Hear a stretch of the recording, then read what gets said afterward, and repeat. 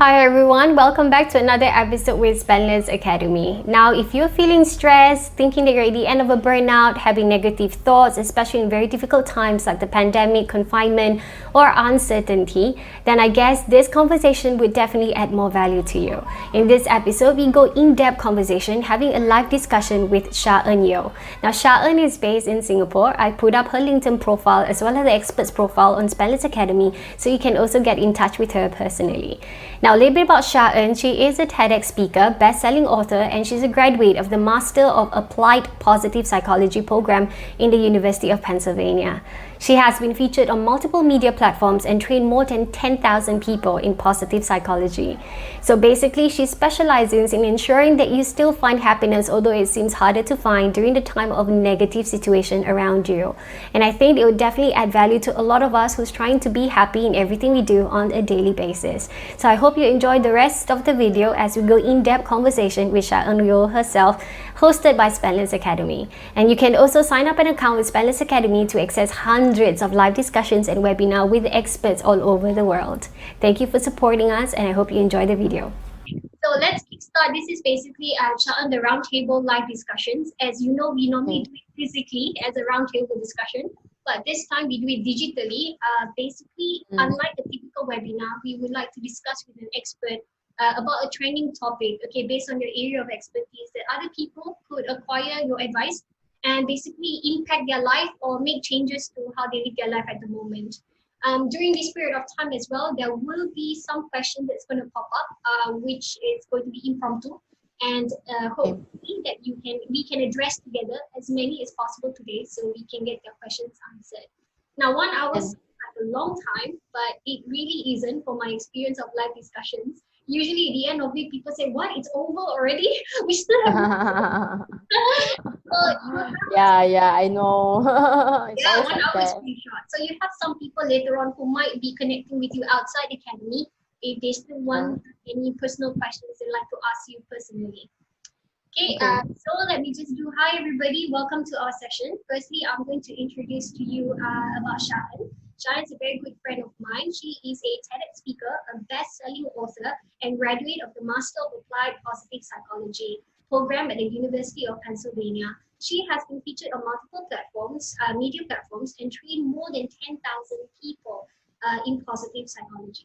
So in today, we are going to touch on the topic about how to find happiness amidst a negative environment. It doesn't have to necessarily be around the fact that we are in a pandemic or confined, but also in the future, moving on, whenever we go through difficult times, I guess happiness is something we can build up within ourselves. And today, we're going to find out more from Sha-En herself. So Sha-En, my first question is, tell all of us more about what you do and why you do it. Oh, thank you. Hi, everybody, and hi, Lisa. Good to be here.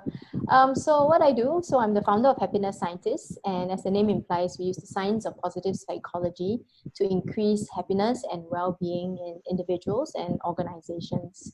Why I do it? Well, you know, I've always thought of myself, and at least in my younger days, I thought of myself as a pessimist, and I guess when I discovered and when I was supported by a teacher in my early days, I started to realize that I could actually learn to be happy. I could learn to be an optimist, and actually life could be pretty good.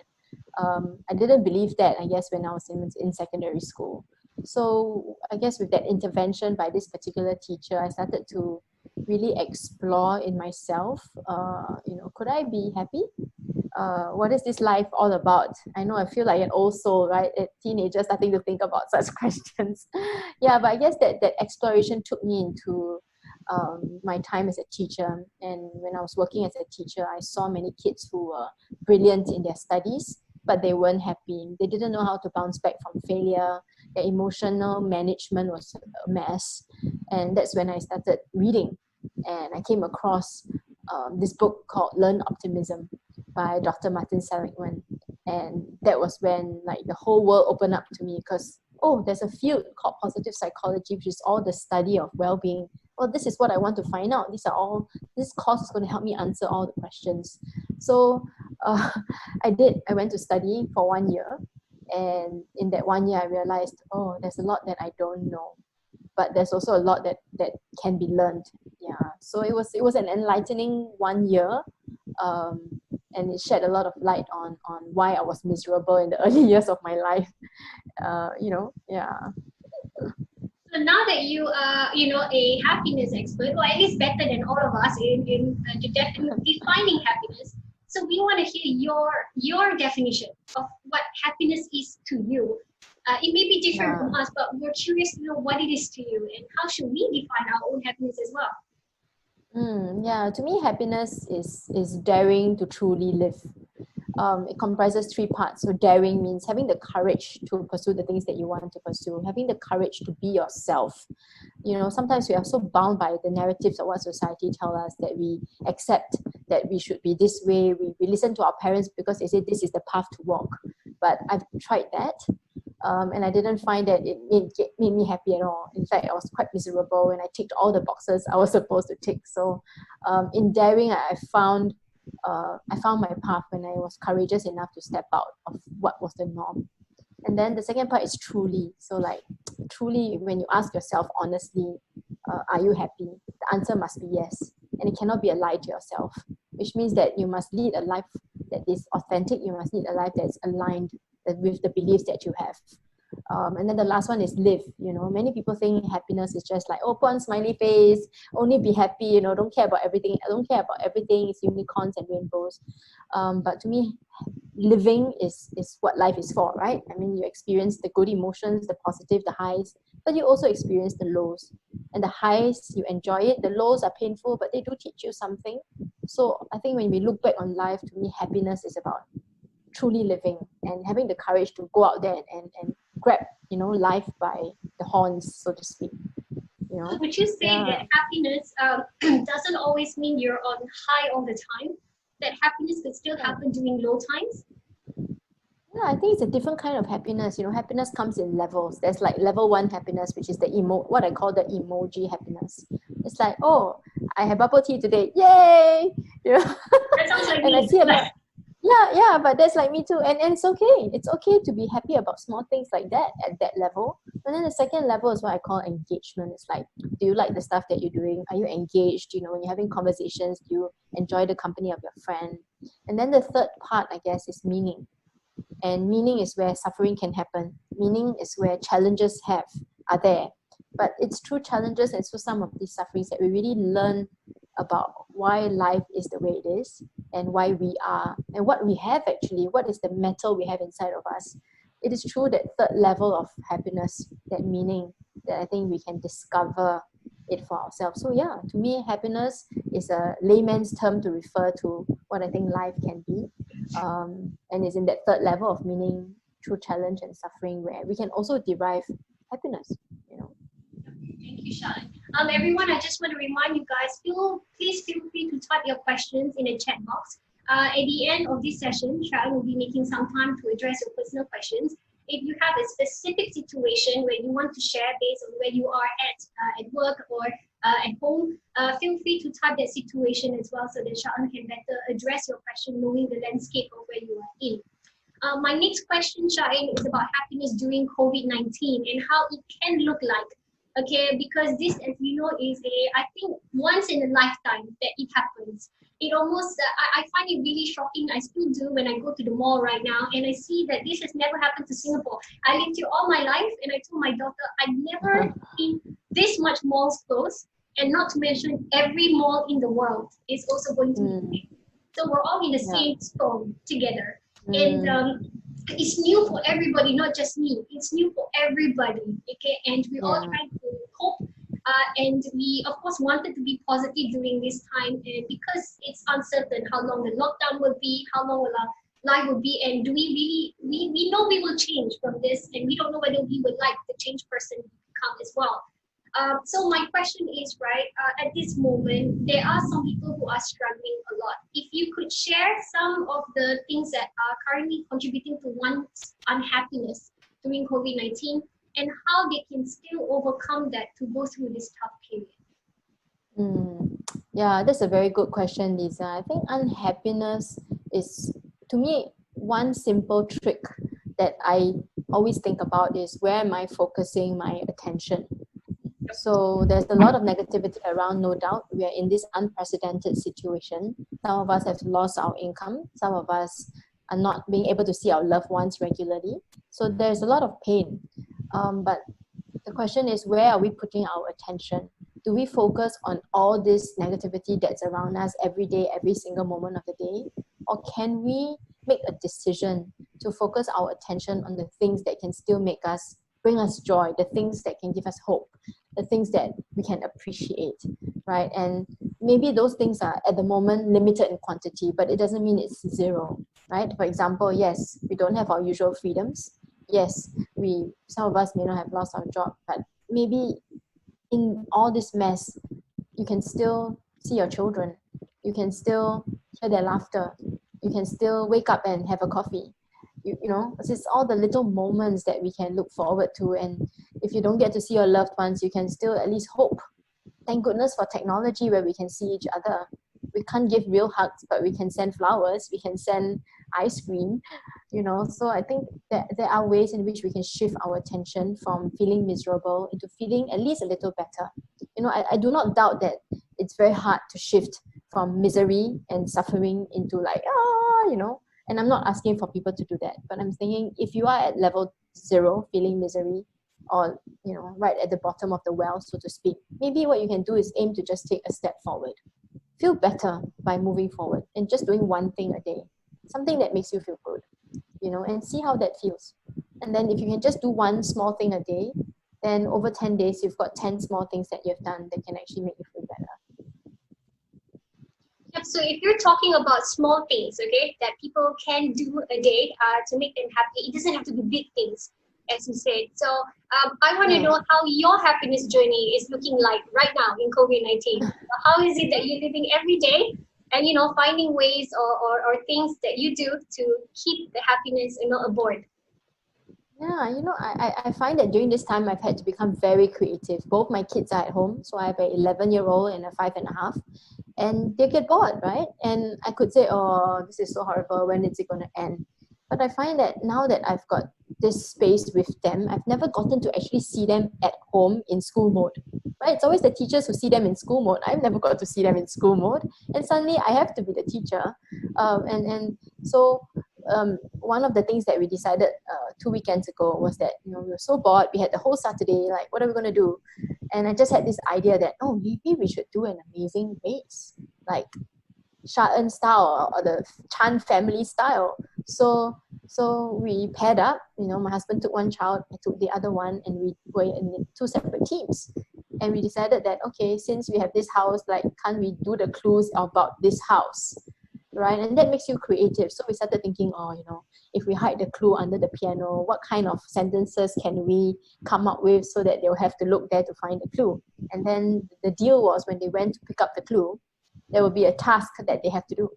And just made it silly, like dance the Macarena, you know, play the music and dance the Macarena. You know, we went to the kitchen and I blindfolded my husband and my daughter and made them eat stuff from the fridge. And they're supposed to tell me, you know, silly things like that. But that whole exercise took up 1.5 hours to 2 hours.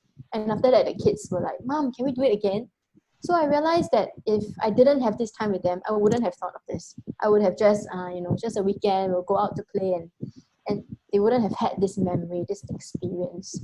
So that's one of the ways I'm trying to turn this situation into an opportunity to challenge my own thinking, to get more creative and try to get the kids involved, so that, you know, after that 1.5 hours amazing race, they're so happy they go and do their own thing and I get my own time. Exactly, I agree, because honestly, children won't expect to spend a whole 8 hours with you, even they don't want it. Okay, you spend with them 2-3 hours, and then the rest of the day they like to do their own stuff. You know, my children tells me, okay, I've got enough of you, mommy. I really need to do my stuff. And then I talk to my, okay, enough of you. So I normally give only about 4 hours personal time with the kids, and later on I give them basically free timetable so they can do what they like. You know, and do animation video or computer or talk to their friends. Now, this is about family side. So how about you personally? So what is the one thing, Sha-En, that you do? Is it getting coffee in the morning? Is it having to be able to interact with at least 2 people a day that keeps you happy every day? You as a personal person in your personal space. Me, exercise. I love my exercise. So I do work out every day, and even if it's just 10 minutes, I make sure that I do it. So my routine now is that at 5 o'clock every day, it's like end of work day, end of interaction with children's day. Then we switch into thinking about exercise. So we sometimes we exercise all together, all four of us, and we either do a family kind of exercise where we each decide on what activity we want to do, and then everybody follows it. A little bit like Simon says, but exercise style. Or we each have our own plan, right? So I like to do HIIT sometimes or Pilates, and then my elder one also likes to do that. So we will just have our own plan from 5 to 6, but it must be exercise. We can go to the park and cycle with the mask on, or we can play on the road outside, whatever it is, but it must be exercise and or activity. So no devices, not reading books, but it must be active. And I find that for me, I look forward every day to my 5 o'clock, because Wow. even if I'm frustrated, right, I can I box it out. Yeah, and then if I do yoga, I can find my mindfulness. I can reflect on the day. So it's really a very life-giving time for It sounds nice. I mean, I tell myself, Sha-En, the truth is, I tell myself I'm gonna pick up fitness, okay, a little bit more during this lockdown, okay. And last I checked, I told my husband 3 times, he gave up on me. Okay, he's like, okay, you just say it, but you never really do it. So, and I told me. myself, okay, maybe I should not aim for every day. Maybe every 2 days, start with 10 minutes, because I think once you get into it, you will enjoy it because you know your body, you feel your stress is Yes. gone out, you have probably vent your unhappiness that day out. At the same time, Yeah. it's also a moment of self-reflect, especially yoga. So Yeah. you really are with your self-thoughts alone, and you basically can see life from a different perspective when you look it into deeper. That's what I Yeah. personally Yeah. think. Now, Yeah. And honestly, yeah. No, go ahead. Now I was just gonna say that by 5 o'clock, my body is already feeling it. It's yes, like go and exercise. I'm going. no, we take so much in a day. So 5 o'clock, we have our own time, to feel relief. And then I think we're okay Yeah. for dinner. We don't Yeah. stress at Correct. dinner time. Okay, Sean, the next question I wanted to ask, because happiness seems like a fluffy concept, it's a dream, okay? Everybody wants to be happy, so it sounds like a dream that you have to achieve, okay? So it's a fluffy Mm. concept. What would you say to people who are not happy with their life? What would I say? I would say, spend some time in introspection, and ask yourself, what do you want this life to be? There's this very good book by Dr. Viktor Frankl. He wrote this book called Man's Search for Meaning, and he's a Holocaust survivor.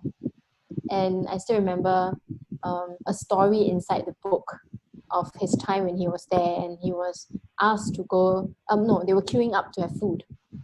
And no, it's not like our food. It was just water with some bones. So he said one day, and then they've gotten used to just drinking that watery soup. One day, he was queuing up and he got a bowl, and at the bottom of the bowl was 3 peas. And he said, life is good. I got 3 peas today. So I think and I read it and I was like, oh my God, what in heaven's name am I complaining about my life? You know, and I'm not saying that we should always compare to someone who is in a worse state than us in order to feel happy.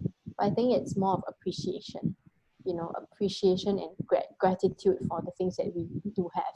And I think that we do have a lot, most of us. It's just whether are we taking time to consider these things? Are we only seeing the short end of the stick? Are we even spending time to think about these things, or are we just going on overdrive? When we have an empty space, we fill it with watching TV. There's nothing wrong with that, but if you're not even stopping to think, then how are you going to find the answers to your unhappiness?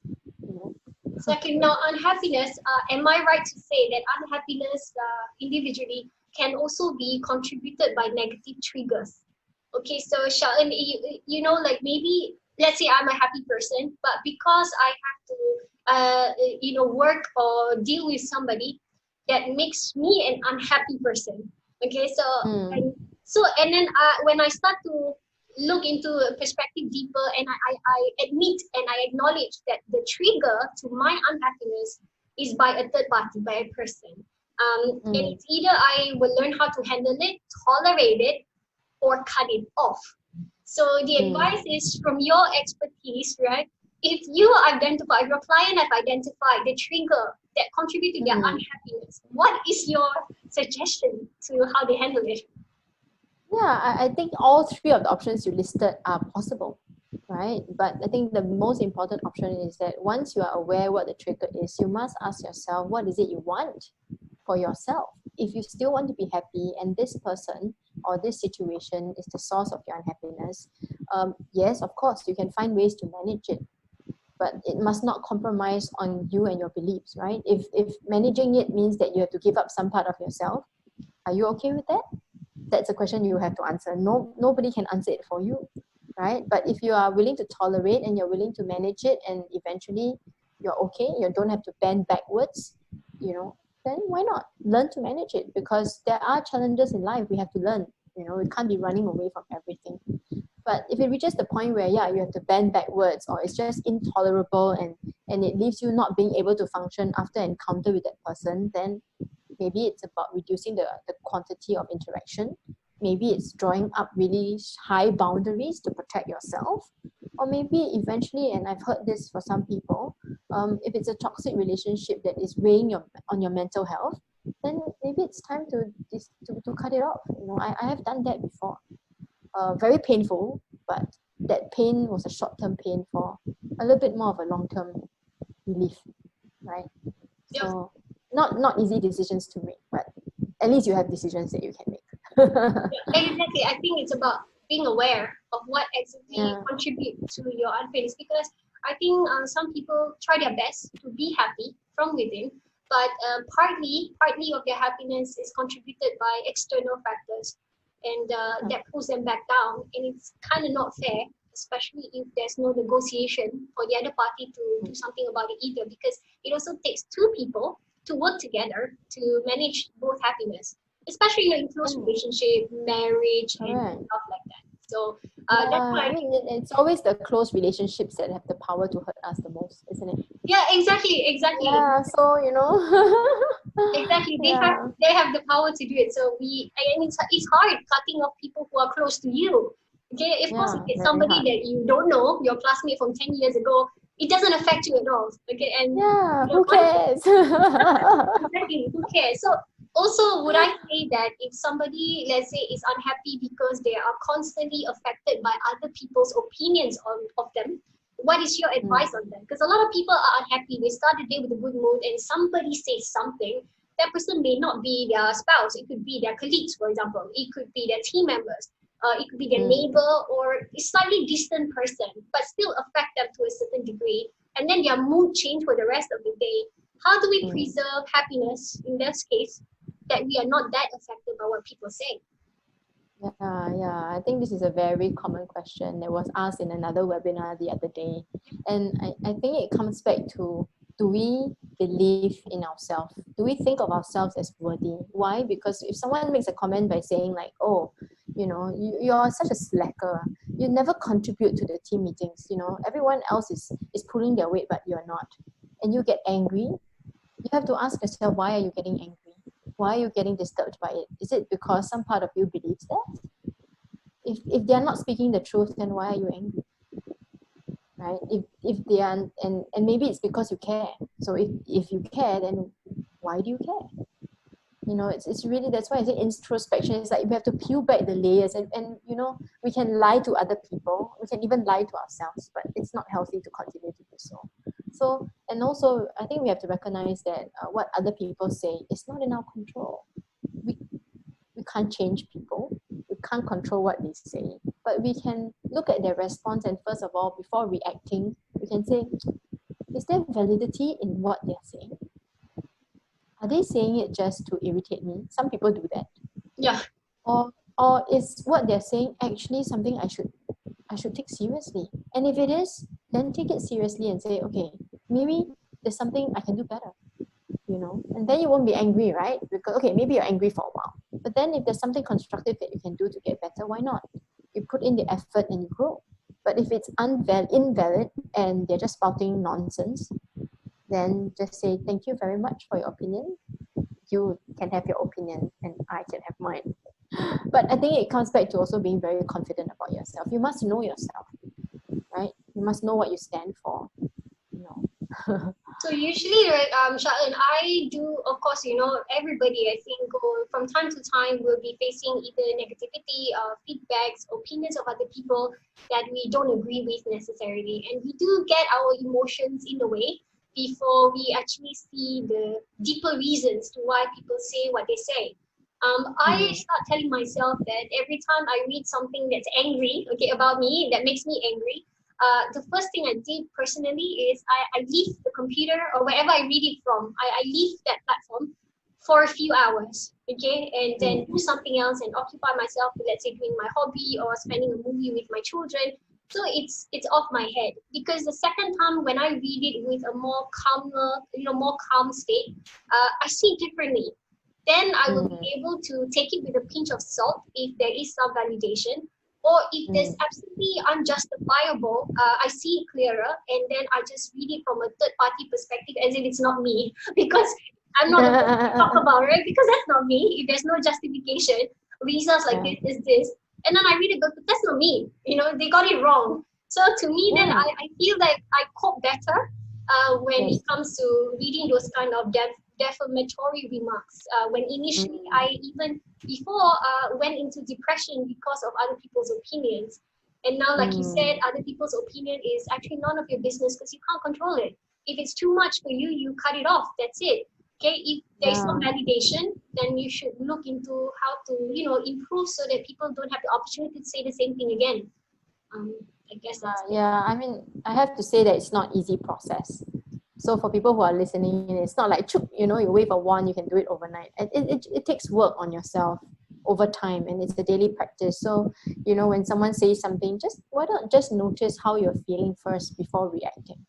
Just be an observer. It's what we call mindfulness. Just being present and sitting with it for a while. Yes, it's very uncomfortable to sit with a remark that's not very nice, but by sitting with it, getting to know it, and then be curious about it.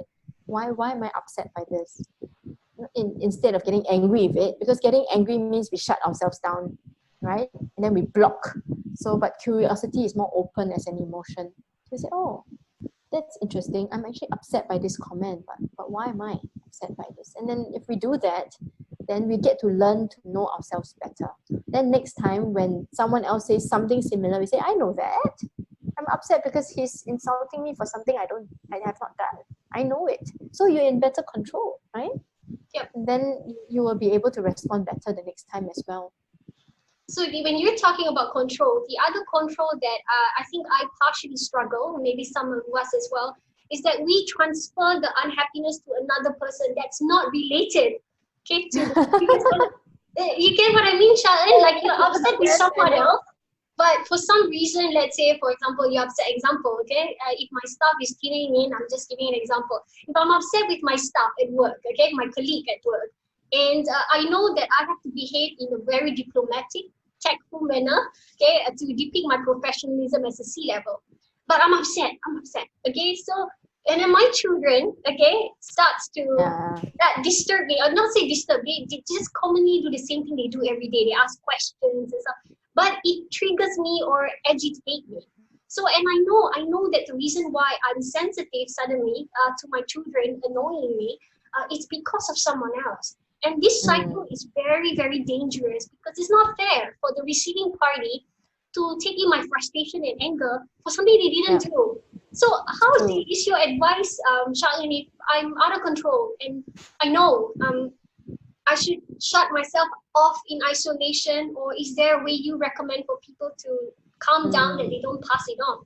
How is it? Yeah, I mean, of course, walking away is always helpful so that you can calm yourself down. But if you don't have the time, then I would suggest short circuiting. So what happens is that your nervous system becomes heightened when you're angry. So we need to find a way to bring down that nervous system. And one of the ways is to take really long, slow breaths. It's like 8 seconds in, in 8 seconds out, like really long breaths, so that you can actually calm yourself down and introduce more oxygen into the bodies, allow your blood to flow. Otherwise, when the nervous system is constricted, your blood is also like, and then you can't think of anything else except that anger. So you get trapped. So you calm yourself down, and if you can, my suggestion is to verbalize how you feel. You verbalize it to either the party, like in your example, to your children, or you can verbalize it even to yourself, or you can write it down. In some form, you got to get it out of your system. If not, it will be there, right? It's just that lingering thing in your head, and you're just waiting for it to play, right? And even if you don't say it to your children, it comes out in your mannerisms, it comes out in you slamming the door, all of which they're innocent victims, correct? Yep. So we need to breathe, we need to check in and ask, how are we actually feeling? Maybe we already know it, and then we need to find some way to get it out. So for me, I would tell my children, I'm having a really hard day because of this, and or maybe I didn't sleep well last night, or whatever is the reason. But at least we have told them, I say, I really need your help. Mommy's not feeling too good. I really need your help. Can you all cooperate with me? At least we have said it. Okay, if after that you blow your top still, because it's like so hard to manage, but at least they will know it's not them. Because the last thing we want is for them to think that it's me who caused mommy to be upset. But it's not them, because you have already told them the reason why you're upset. And you can even put a further disclaimer and say, if I do get angry, please know that it's not you. Yeah. Exactly. I also need to use communication to help Yes. ourselves sometimes. I think that helps. I think what I did as well, on top of letting them know that if I'm still angry, firstly know that it's not them, and second, I said that if I'm still angry, I would give you the suggestion to not be around me 5 meters. Okay, that's for you. So think about it. If you're gonna step into the time when I'm angry, you'll get it. So if you're smart, children, you'll find your own thing. Far away. So that's what I did. Everyone, if you have any questions, please leave it in the chat. Sha-En, I have one last question. Now this is about business. Okay, because happiness doesn't only exist in household or for personal achievement. It has to exist in workplaces. Okay, basically the time you deal with people, there are good chance where you are going to have disputes. Okay, about work related, or sometimes just attitude to each other at work, not per se related to that particular work, but just you don't like the way people work, or you don't like the way your team leader reacts to something, or how they give feedback. So just all these things that happen in the workplace every day. And the bigger the teams, the bigger the company, you always, especially as a C-level or leader myself, I always worry who's having a squabble with who. On top of running people, we also have to worry that they have a positive relationship, okay, between themselves, and which we cannot control most of. We are not babysitters, So we want to be able to educate them, before they take disputes escalated, okay, to a level where they quit. Let's say one person quit their job because of someone else, when as a company that both parties are important to the business, and the business suffers because of personal dispute. And this is like HR, more like HR department. So the question is, right, how can leaders help with workplace happiness, given that people spend so much time at home right now in terms of COVID-19? So you want still people to be able to work each other without offending the other person. Let's say, for example, I'm trying to book a meeting with my project manager. He canceled last minute because, let's say, his children is not well, because he couldn't get a loan space in the house to run a webinar, and then he keep on postponing it, and it becomes a dispute again because it affects my effectiveness. So what is your recommendation for workplace or work relationship in terms of finding happiness between themselves? Yeah, I think one of it is, try not to make so many assumptions. And in positive psychology, we call this thinking traps, cognitive traps, which is the patterns of thinking that block us from seeing the truth for what it is.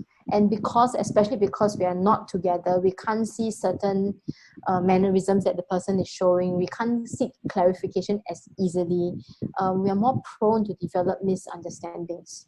And one of the big misunderstandings is we either jump to conclusion, right, very quickly, meaning that we don't gather enough evidence or we are not able to see the evidence, but because we need to make a quick decision, we just, oh, okay, I see this, this fella is just not doing his job.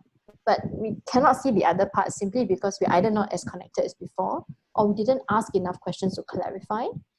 So if I'm a team leader or business leader, I would say let's also send a very strong message that we're all in this together, especially during this time, which means that we need to communicate and we need to be clear, we need to ask questions, and we need to make sure that we do our due diligence before we say this cannot, right? And I think once we get it into a process, it becomes a habit, these things can be done very quickly. The other one is what we call character assassination. And as the name implies, sometimes we assassinate someone's character based on just one presentation of a behavior. Yep. You know, and sometimes they have extenuating circumstances we don't know about. So can we also exercise empathy by saying, okay, what is it that could have led to this? Maybe we think it is this one thing, but can we expand our opinion and can we garner different perspectives first of all? And step into this person's shoes. Does this person have maybe an elderly parent living with them and the elderly person is struggling? Maybe they have children with special needs. Maybe they just have 20,000 things on their plate, but they're just not telling us, so we don't know. So again, let's try to find out more before we make any kind of assumptions or conclusions. And in the workplace, especially now, we really need to communicate. And I think as a leader, we must send the message that this communication may feel like a lot more work, but it will save us a lot of frustration down the line. Yep. You know, and if we want to preserve the team, this has to be a norm rather than, oh, you know, only one person doing it, nobody else is doing it. Then you don't have synergy as a team as well, right? So just some of these little things to be mindful of if you're working with colleagues. Exactly, and I also wanted to add that empathy could be our way of life practice, not just in the workplace. And sometimes there must be a reason why people don't tell us details. Like for example, they have a disabled child at home or elderly parents they have to look after, and they don't want to tell you that to make you understand because maybe it's very personal to them. So you'll never know anyway, even if you try to dig. And also, it's not nice to keep on digging people's confidential well-being, right? Correct. Yeah. I think the mindset should be just make empathy the priority of practice. Okay, and then later on, whether it's the truth or not comes out, whether you get more information about them, it's okay. You practice empathy first to understand them. Sha-En, we have a question for you from the audience. So it's in the chat box as well, but I'm going to read it to you. So it comes from a person, Balaji. Thank you for the question. And he said, thank you for sharing insights on happiness. He has a simple question to get a clearer perspective. How important is the concept of emotional resilience correlates with being happy? If so, how to continuously keep developing emotional resilient behavior as we live our lives or as we mature or as time flies? Please share your perspective, Sha. Yeah, so I mean, that's a really great question, Balaji. Thank you for asking. And I think just now when Lisa was asking, you know, how do we manage when people call us things, you know, say not nice things about us? And actually, emotional resilience is the ability to manage your emotions in a way that is helpful to you. What I mean by that is that when you have a very strong, intense negative emotion, do you know how to deal with it? And how long is it going to impact you? And to what level is it going to impact you? If you are able to, like say you experience a very difficult, challenging situation with your boss at work, but then you have a client meeting to go to within 2 hours. So emotional resilience would look like, okay, yes, you know, my boss said these things to me. I don't agree and I feel so down because I've worked so hard. Emotional resilience would be able to then say, okay, yes, I know what some of which he says is true, some of which is not true, but I check in with myself and I feel like I've done what I can do.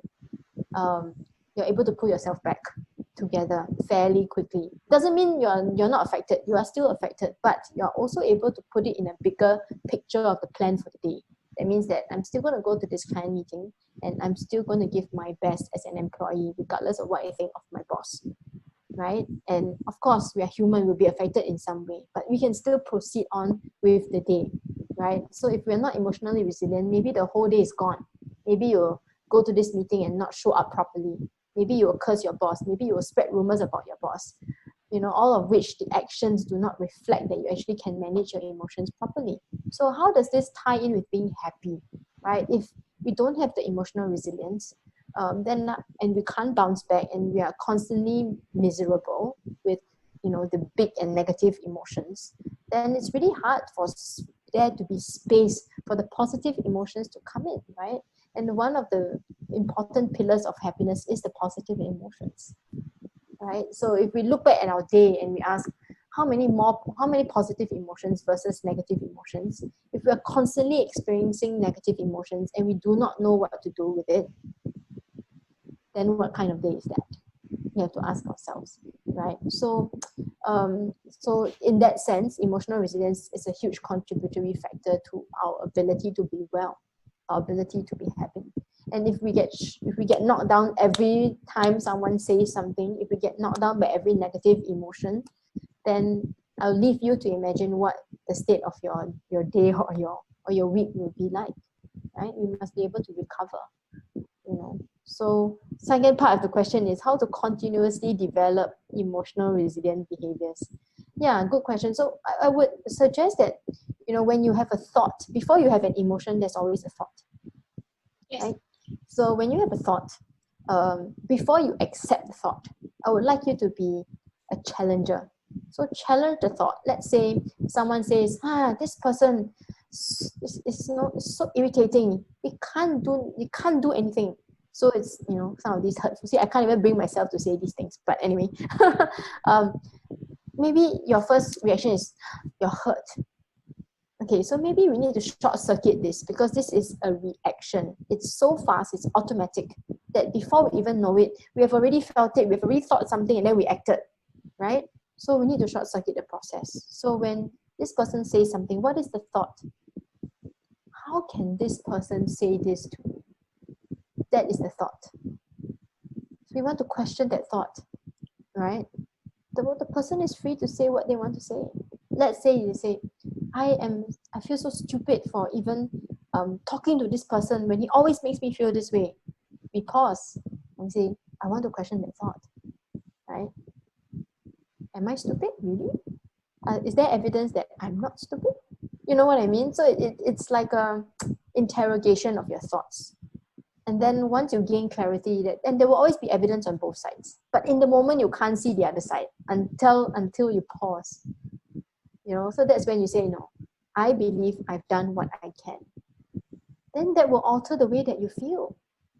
See, so we need to start with our thoughts. So to build resilience with our emotions, we begin with our thoughts, and then it slowly will filter into our emotions, right? And the last part is we must be willing to be vulnerable with our emotions. It means we must be able to allow ourselves to get deep into it. If we are feeling lousy, don't go and put up a front. Just say, yeah, well, that comment that you said didn't feel good. And the more we're able to articulate it, the more people can see who we are, and they can offer support when you need it. That's also resilience, isn't it? So it's really comes down to us practicing it and trying it for ourselves. And then we'll see when the next challenge hits, do we know ourselves better? Can we challenge that thought better?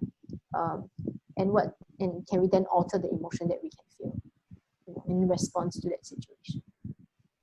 Thank you very much, Sha-En. I hope, Baliji, that answers your questions with a different perspective. We're about to come to an end of this discussion, but before that, we're going to be a little bit more fun. We're going to ask Sha-En 3 or 4 interesting questions about herself, so we know what her thoughts are. Okay, and of course, after here, you can still contact with Sha-En on LinkedIn. You can view her profile on Academy and connect with all her social media platforms as well. So, Sha-En, I have 3 questions. Now, it's not going to be related to happiness this time, so we can feel more relaxed.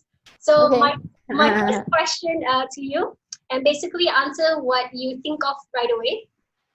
Okay, if you're a new addition to a crayon box, what color would you be and why? I'm going to choose red, because red is the color of passion and love. Okay, great answer. Okay. Describe yourself in 3 words. Super funny person. Great. 2 things you would change about yourself. My nose and my legs. Okay, I think we can ask you more questions. Okay, this one's a bit tricky. Any advice for your previous boss? I'm sure he's not tuning in right now, but any advice for your previous boss? Anything? Advice, please continue to do what you do. Must be a good boss then. Good boss. Oh, perfect. Okay. Last question. What is your lifelong dream? To chill by the sea with a glass of wine and watch the sunset every day. Well, this sounds like a nice retirement. You know how You want to simple. join my dream? Yeah, of course. I'll be next to you. We'll be at the Bahamas doing this every day. Yeah, exactly. That's happiness. Anyway, Sha-En, thank you so much for spending Friday with us. And if we have any questions, again, we hope to welcome you again on board so that we can go deeper in the next level of conversation. So thank you so much. Thanks, and have a Lisa. nice day, Sha-En. You too. Thanks, everyone. Bye. Bye. I hope you have enjoyed the in-depth discussion with an expert that we featured this week. More about the trainer in the description box below. At the same time as well, be sure to tune in to spendlessacademy.com to access hundreds of live webinars and globally connect to experts all over the world. All the best with your lifelong learning. Until then, we'll see you at the next video.